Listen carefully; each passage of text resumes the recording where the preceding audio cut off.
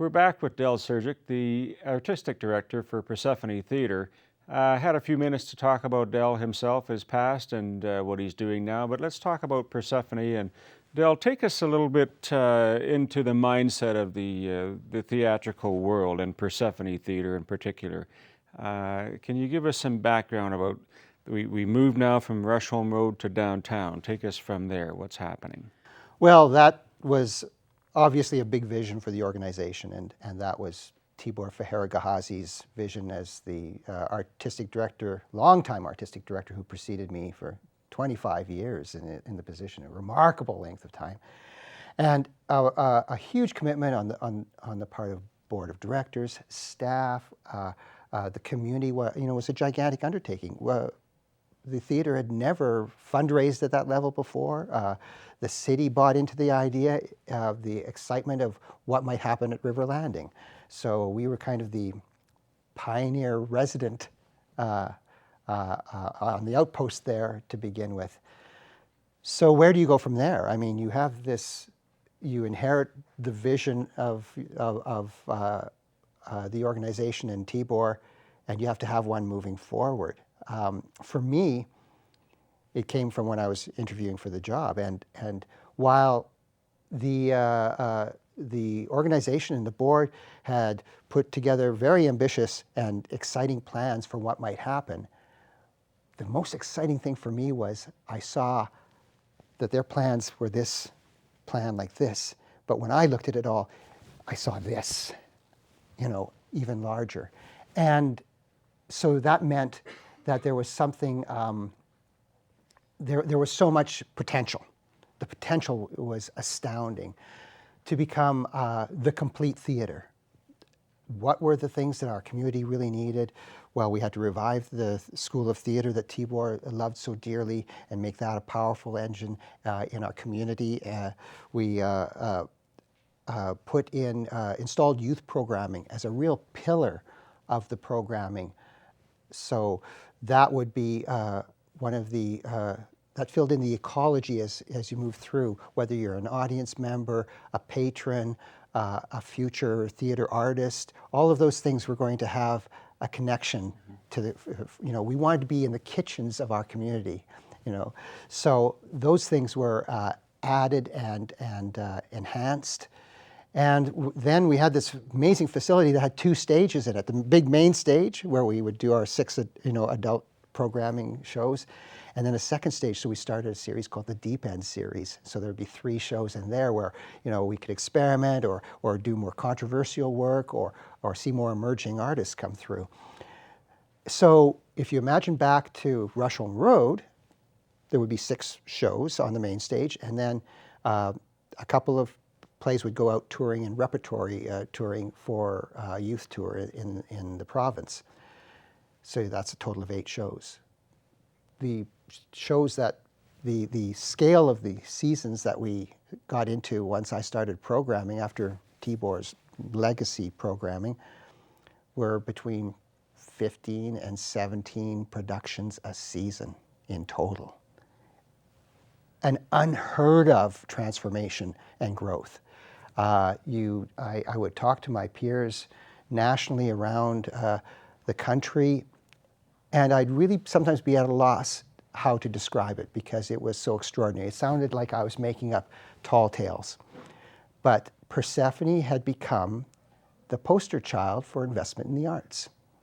That, if you support and give the resources to the arts under the right conditions, it can flourish and bloom. So a lot of things started happening. There were a lot more local actors and designers and people getting jobs, being active in the theater. But we still had to bring artists in. We have a great community here, lots of very talented people, but it can't fulfill all of our casting requirements or needs on any given season, especially at the rate we were producing at. So sometimes we would cherry pick the very best from across the nation, bring it into our theater. Catalyst Theater with Frankenstein is an example of that. And what we would get to do is take the very finest artists from around the country and put them together with our great local talent.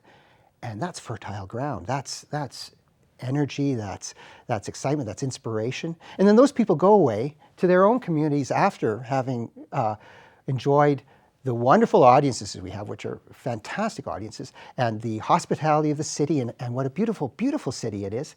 And they go back to their communities and they talk about it. And they tell people what a great experience they had artistically, what a fun time they had socially, all of those things. And that feeds my hidden desire that any person who works in theater, I want them, if they don't have a Persephone Theater credit on their resume anywhere in the country, that they feel like something's missing from their resume. That's an ideal that I see on that front.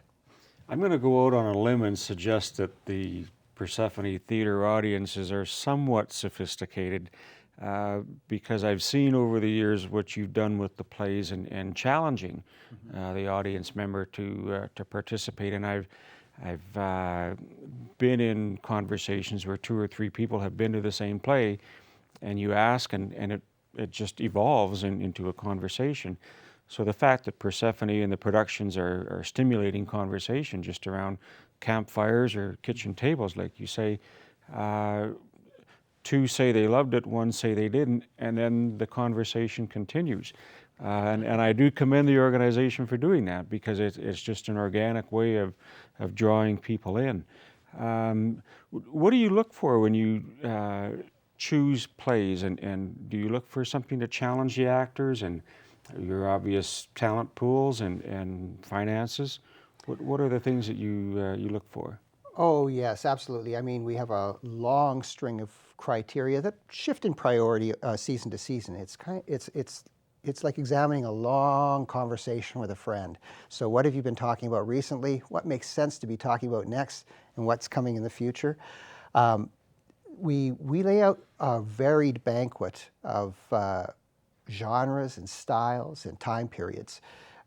That's important as a regional theater. That's, I think, one of our responsibilities, is to look at 2,000 years of writing plus all the new stuff that's coming down the pipe, and in fact generating some of those new stories ourselves from within our own community.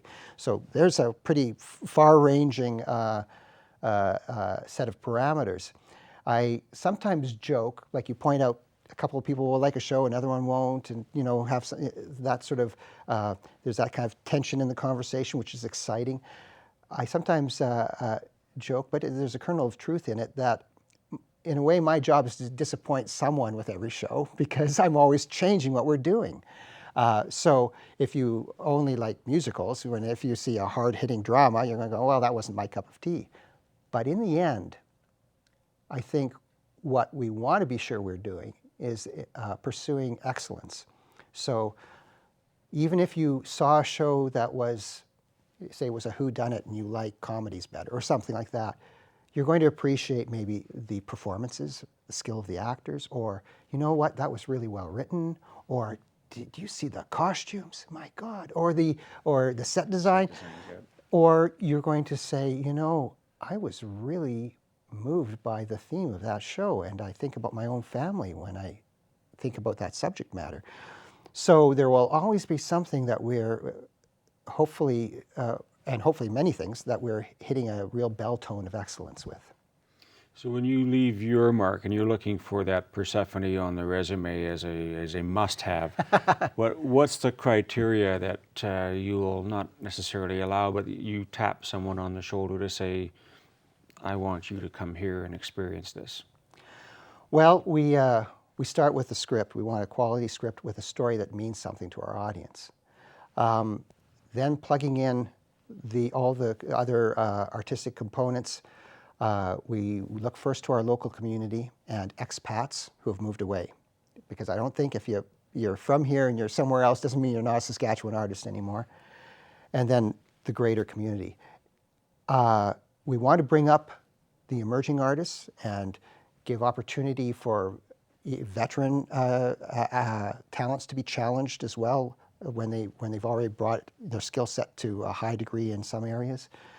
So in finding that mix, you're always looking to give people challenges, but put them in a position where they can succeed. It doesn't do us any good to put someone out on the stage who isn't ready yet. No matter how much you want that person to be in your show, they've got to be ready, and they have to be right for the part in that context. So it is a juggling act. It's a big, big puzzle, 3D puzzle of sorts that you put together every year. And of course, it has to fit into budgetary requirements. And marketing has to say, well, we know how to market enough of these shows that we're comfortable. There's a couple that are going to be tough because they're tough subject matter, but we'll figure it out. It all comes out in the wash. I think at the end of the day, it's marvelous to see this come together, and I appreciate the background on it, because it must be fascinating to look at thousands of plays and what's appropriate, what's the draw, what sparks the conversation. On a go-forward basis, what does Del do to leave his mark and help Persephone maintain that quality and take the other artists and theater companies in the area with it? Where do you see the future of Persephone? I think we've got nothing but good ahead of us, to be honest. We are either on the cusp of or in the beginning stages of a theater renaissance in our community. Currently, right now, of course, there's external pressures on everyone. The economy has its issues. There's lots of construction going on, things like that. But in the end, theater provides something so special that we have a great future in our community. We do something very important for our community. So I think we're positioned to keep engaging at ever higher levels. And by that, I mean celebrating what theater can do that's different from sitting at home watching Netflix, to be frank. This puts you in another room with other human beings. And there's something very special in sharing a communal story live. Something very, very special happens to human beings under those circumstances. In the end, we all want to hear stories together, good stories. That's what we provide. I think you're doing a great job. I commend you and the organization, and I can't wait to see the next events. Thank you so much. That was our show for today. We'll be right back.